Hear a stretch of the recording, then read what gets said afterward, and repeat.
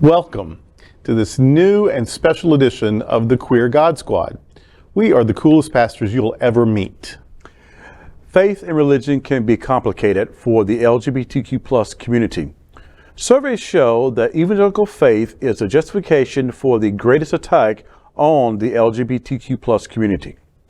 So the Queer God Squad is going to explore our religious community, explore the big news of the day and what it means to you. And we're going to explore if we can find some places that will help heal the pain and hurt that religion can be responsible for. We know you are going to find some hope, peace, and fun in our conversation. It's 3 p.m. and the Queer God Squad is broadcasting daily. This is live, and then we are available on demand. We are available on all smart televisions, including Roku, Apple TV, Android TV, Amazon Fire TV, YouTube, and Facebook. In the entire world, nothing like this has ever existed for the LGBTQ plus community before. I am Reverend Dr. Darrell Watkins, the Senior Minister here at Sunshine Cathedral. And I am Reverend Dr. Robert Griffin, the Executive Minister here at the Sunshine Cathedral. And I am Reverend Dr. Ann Atwell, the Minister of Connections here at Sunshine Cathedral. I am the Reverend Kevin Tisdall, the Minister of Education here at Sunshine Cathedral. Radical GOP and evangelicals have launched a culture war on our LGBTQ plus community. They want to push you back into the closet. We're not going. At Sunshine Cathedral, we are here to tell you that you are God's miracle, not God's mistake. Our commitment in partnering with Happening Out Television Network and Queer News Tonight is to give the LGBTQ plus faith community this voice for change, for hope that you are not alone.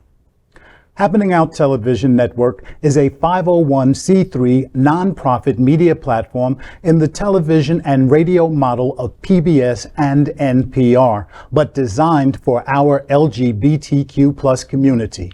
The Queer God Squad is part of the largest LGBTQ plus media companies in America, Hotspots Magazine and Happening Out Television Network.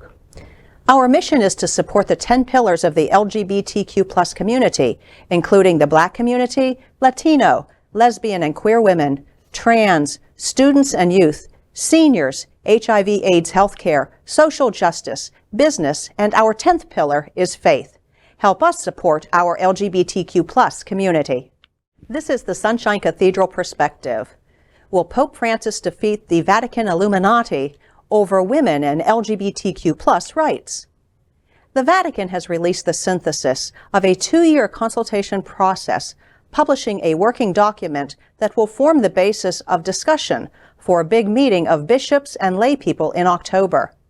Pope Francis has already made his mark on the synthesis, calling a synod, letting lay people and in particular women have a vote alongside bishops. That reform is a concrete step toward what he calls synodality, a new way of being a church that envisions more co-responsibility in governance and the key mission of spreading the Catholic faith. The synod has already unanimously and crucial call for women to be allowed to access positions of responsibility and governance. Without raising the prospect of women's ordination to the priesthood, it asked whether new ministries could be created, including the diaconate, a reflection of years-long call by some women to be ordained deacons in the church. The document also asked what concrete steps the church can take to better welcome LGBTQ plus people and others who have felt marginalized and unrecognized by the church so that they don't feel judged. The poor, migrants, the elderly and disabled, as well as those who by tribal or caste feel excluded. Perhaps most significantly, the document used the terminology LGBTQ plus persons rather than the Vatican's traditional persons with homosexual tendencies. I see what they're doing. And yes, steps, small steps, baby steps, but they are still excluding women from the full governance of the church. I recognize that there's some discrimination. I recognize there is patriarchy and misogyny and that clinging to power. I also recognize that many denominations are seeing a significant decline in their number of attendees. And if we reach out to women, then maybe we'll pick it up. Well, I'm not so sure about that. You're giving us a small bite of something, but you're not giving us what we deserve. I can affirm that women's call to ministry is as positive and out there as everybody else's call to ministry, as men's call to ministry. Of course. So.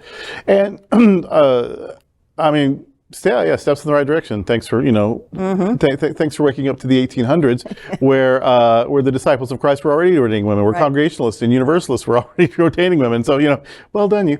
Where women were starting, like the Seventh-day Adventist and the Christian Science movement. Right. But, welcome to the party. Yeah. But there's not a Catholic at this table, so I don't know that we can speak authoritatively to it. But right is right, and excluding people for who they are is not right. And so we can say that with some conviction. I think it steps in the right direction, and it may help. It may help you get. They want to spread the faith. They say spread the message, make more Catholics, and that's fair, I guess, but I'm not sure that this is the strategy, that having women deacons, that you had to fight to even get that. I'm not sure that that's just going to, women are going to be tearing the doors down. I think the problem with religion isn't that, yes, it's hateful to exclude women. Yes, it's hateful to exclude gays. Yes, it is hateful to say you can't control your own body. Those things are hateful, but those hateful things come out of hateful theologies that say that there is a God that condemns people or rejects people, that there is this forever hell. No matter what terrible thing you've ever done in your life, what deserves eternal, never-ending torment? I mean, this stuff is just crazy. It's not as historic as people think it is. There's a development over time of these theologies, and they're all rooted in power. And I think that's what people are just sick of. People are sick of this one gets a miracle, this one doesn't. This one's good enough, that one isn't. These are in, those are out. These ones go to heaven, these ones go to hell. It's just so manipulative and mean, and that you're going to let some women preach that mean message, I don't think it's going to make a huge difference. You got to change the message. Yes, stop excluding gays and stop making people pretend to be celibate and stop excluding women, but also get a message that really is loving and kind and affirming and life-giving. And having a woman deacon setting the table and doing the dishes, which is what the deacon does. So women can be deacons, maybe, right? Because they set the table and do the dishes at the Eucharist. Wow. That's not going to, we got to work on the message. The Christian message has been damaged. And until we fix that, having a few more gays, a few more women, letting divorced people be in ministry, those are steps in the right direction, but those are 2 steps toward a marathon that still needs to be run. Indeed. And I'm just going to say, God bless this Pope for pushing the envelope. Popes over the generation have pushed envelopes, but I think this Pope is probably the one that's going to push them over. I pray for him long life to get it done, so that when the next Pope comes along, this is not a discussion. This doesn't distract from the church. And for people who say, if they won't ordain you there, then come over to us. And I'm going to go back and forth on it these days. My thing is, stay where you feel comfortable. Stay where you feel that you can fight the battle for change, for hope. Because the battle you're fighting is going to save someone along the way. I am encouraging people to stay, kind of stand your ground, and share your voice and let your concerns be known.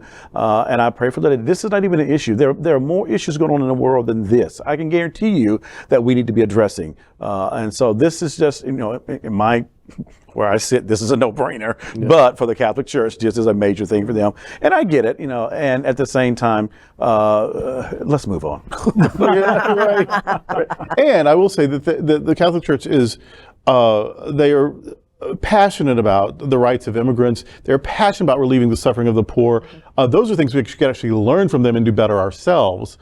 So yes, these could be more, less connected to unrestricted capitalism, which when that becomes part of your religion, that's damaging. These ones could become less about capitalism. These ones could become less homophobic. These ones could become less misogynistic. But all of us, I think that comes out of having better theology. And as long as we have an angry God and a hell punishment and some are in and some are out, we're just never going to do right, because our whole thing is based in separation and ugliness and cruelty. And you're not going to get justice out of that. Right. We are excited to tell you that we are going to cruise to the Eastern Mediterranean this fall, just in November. It's not far really away.